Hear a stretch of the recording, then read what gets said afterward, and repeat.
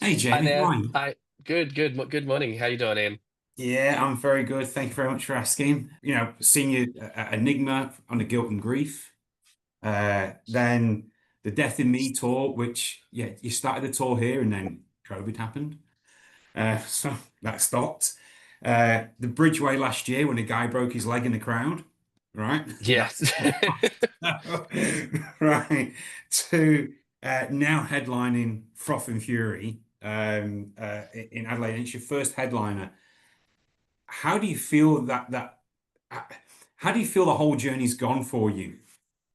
It feels like it's gone like in the blink of an eye, but and at the same time I'm like far out, we've been a band for 12, 13 years and we've come so far, we've done so much. To like as you said, as you were starting to say this to start your sentence, and I was like, shit, what was the very first place we played at? Enigma.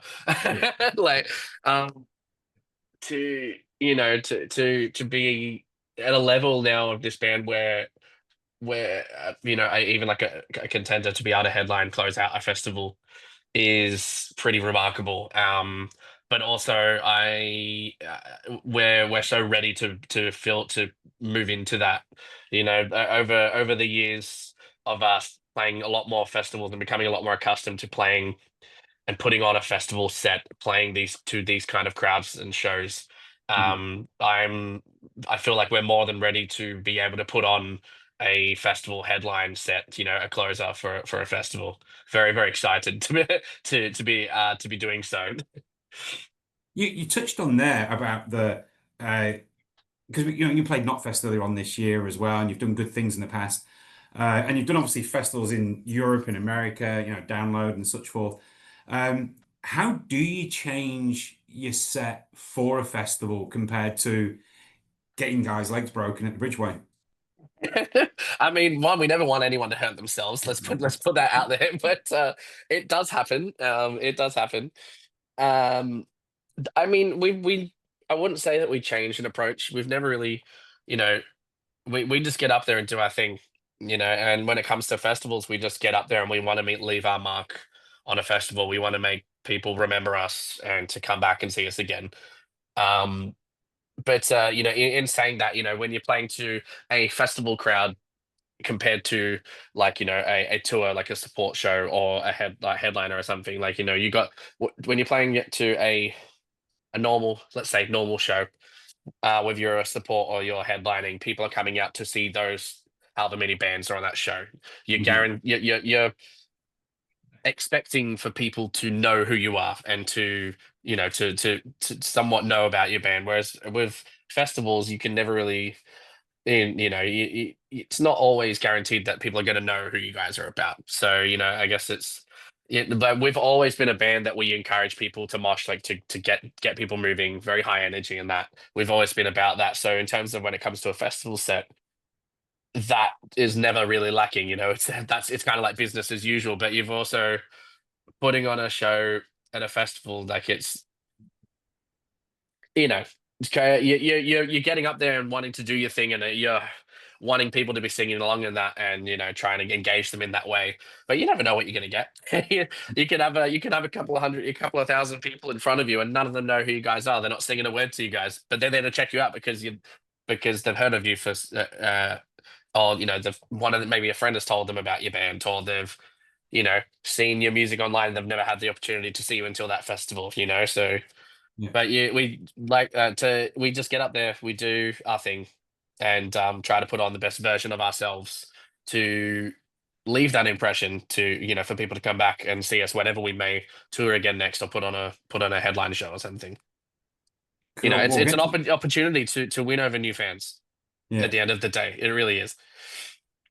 The the festival itself, so Froth and Fury in this aspect. So you got Jesse in the band who has played Froth before with Wind Waker. How did your spot on the bill come around, and what do you actually know of the festival? I'll be honest, I don't know too much about the festival. We That's won't use no that no no then. tea, no shade. But yeah, we got the offer a couple of months ago to caught wind that we had the offer to play this thing. this the opportunity to play this festival. And you know, we're like I said before, like we're if we were to get, I mean, I don't think we would have been offered an opportunity like this a few years ago, but if we were to have been offered an opportunity like this a few years ago, we would have probably taken it very hastily and very like, oh, I don't know if this is the right move. But to be in a position for this to come around, like I know I'm repeating myself, but it's very much like a hell yeah, let's do it. Let's put on a memorable Polaris show. Let's take it by the horns, you know. Nice. Hopefully, the Um, first of many to come in years to come. well, it's kind of funny you mentioned that. Like we bumped into each other on more than one occasion a few years ago, and I said to you, you'd just gone to America, I reckon, for the first time, and I said to you that one of my friends in Nashville was like, "It's like these guys are going to go gangbusters, right?" Let's fast forward a few years. You have been touring extensively overseas in America and in Europe. Are you amazed, or are you actually just quietly confident of not only Polaris's name and brand overseas, but also Australian metalcore, that you kind of lead in that, or certainly that front line of charge overseas? Uh, I mean, it's an incredible position to be in, to be a part of that conversation and to be seen at as one of these bands. You know, carrying the Australian flag. You know, we definitely have been busy over the years. You know, we just once we started overseas touring and the offers, you know, came through as the years have gone on. It's just something that we've wanted to, you know, we've been. It's always been at least back home. It's always been a very natural stepping stone. You know, each tour, each show gets bigger and better. And it's something that we've really tried to accomplish overseas as well, is to keep going back. You know, if you want to grow, you want to you want to build your band, you got to keep going back. You got to keep going back. Because that's the only way people are going to come out and to find out about you and to become a fan. You know, in the early days, it's you know, it's I don't know really where I'm going with this. Sorry, it's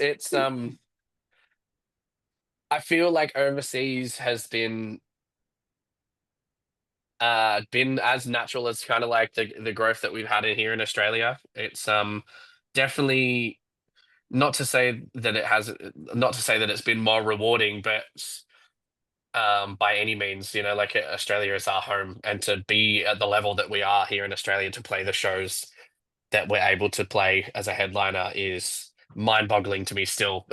But uh and to see our growth overseas in, like I said earlier on, you know, we've been a band for 12, 13 years, and you know that's a long time. It's over a decade, Mm. but it still feels like it's gone so quickly. And to have the fan base that we do around the world is pretty freaking awesome. I'm very grateful to our fans, to you know, who keep coming out. That we have very dedicated, loyal fans who keep coming out to see us, um, time and time again. And yeah, I feel like I'm rambling at the minute. So, but That's yeah, okay. The more you talk, the less work I do, so it's yeah. fine.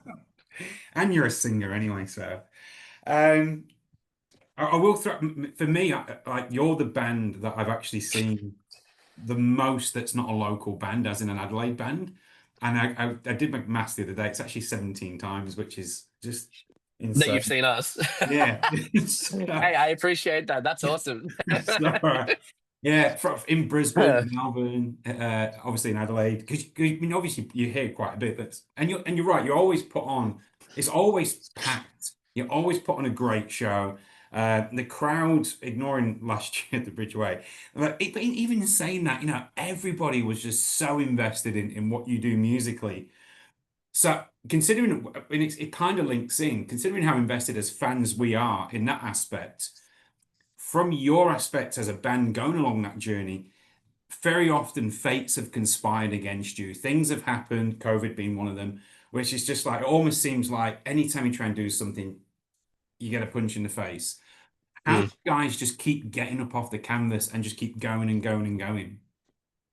I mean, it's just in our DNA. You know, we've got that mentality of there is no end goal. We just want to take this as big and as far as we can. Like from day dot when we first, when I first come into the band and was, introduced to the guys and that, we all have that vision of just we just want to do this. We want to make this a thing, be a legit band. We want to take it as far as we can go. Um, you got to chase your dreams. You don't give up. Like COVID, as you mentioned, was definitely a big hit. Like we literally just released the Death of Me. We just toured it, and it was like the next weekend or two. I think it was like no more than 2 weeks, and that's when COVID. When all the lockdowns and restrictions started coming into effect. I remember like we finished the tour, then I think it was the following weekend was Libby, my stepdaughter's birthday, and we had like a birthday party for her in a park not too far away. And then it was that following Monday is when everything changed, and we had touring plans for the whole year, the next year, all laid out, everything, and yeah, boom, up in smoke.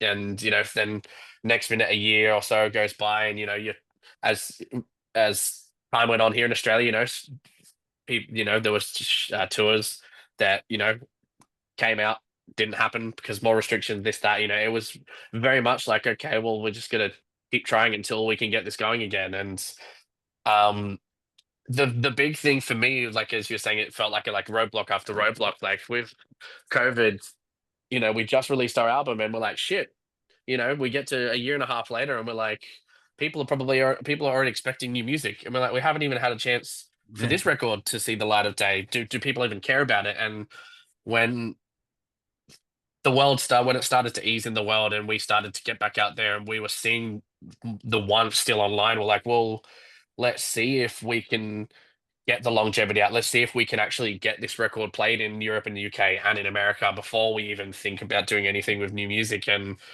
the longevity was clearly there with the record because the shows went fantastic. The want was still there, and we've gone back.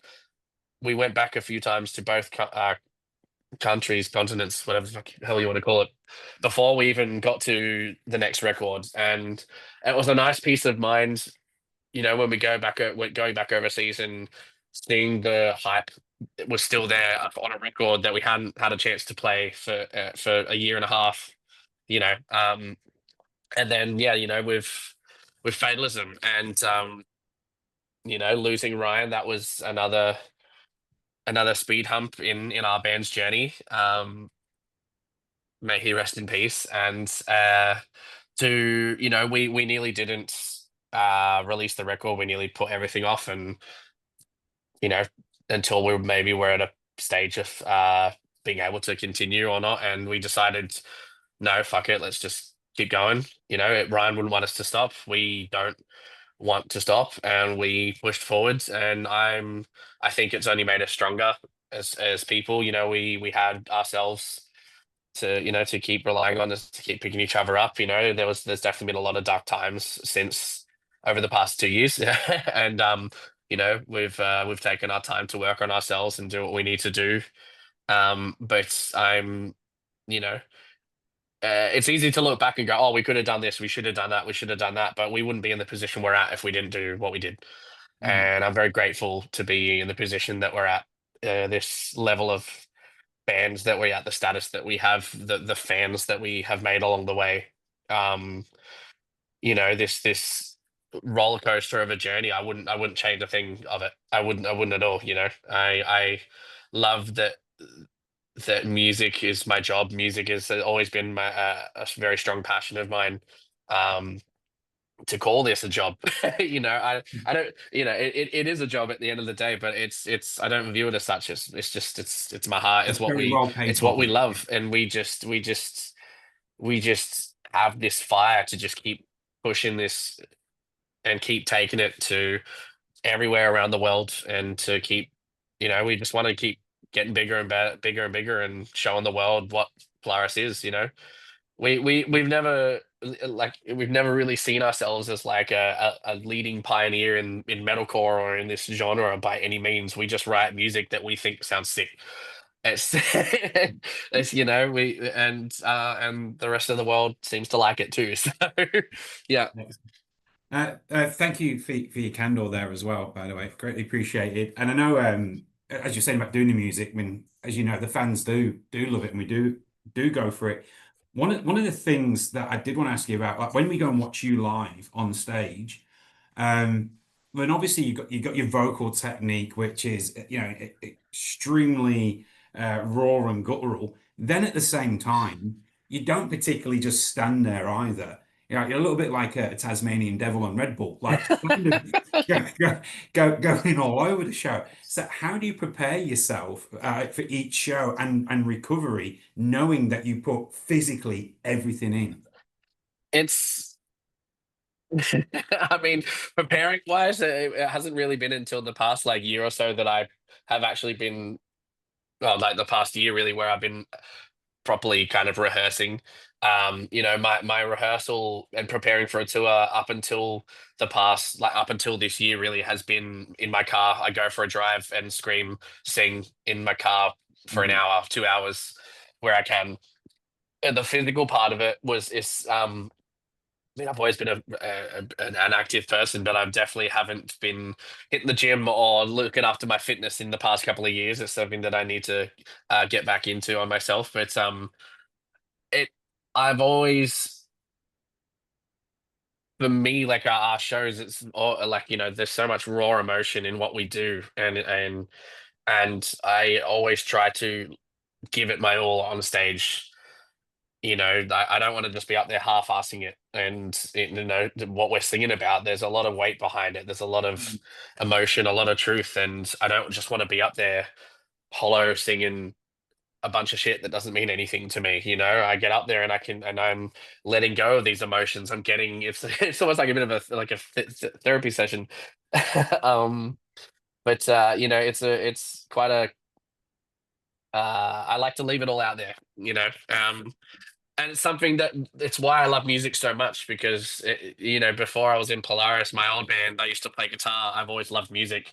I was always about the riffs, the breakdowns, and in my old band I used to like I'd be guitar spinning and headbanging like crazy and everything. And when I came into Polaris, I didn't have that anymore. It was my body. So, and I remember the first handful of shows that we ever were playing, I was just felt so awkward.